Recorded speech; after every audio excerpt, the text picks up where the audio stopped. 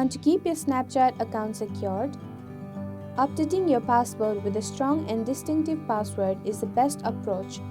If your Snapchat password is not secured enough to preserve your privacy, you can change it. Hello everyone, welcome to Online Help Guide.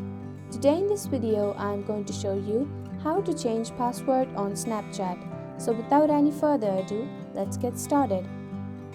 Open your Snapchat on your device. Click on the icon at the top left of your screen.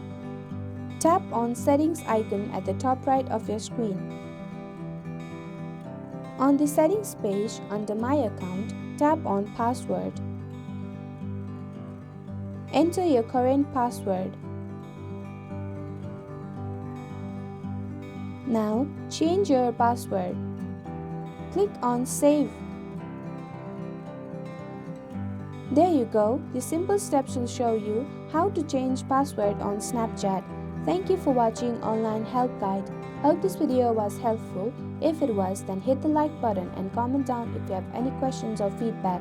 Also, if you are new to our channel, subscribe and hit the bell icon so that you don't miss our upcoming videos.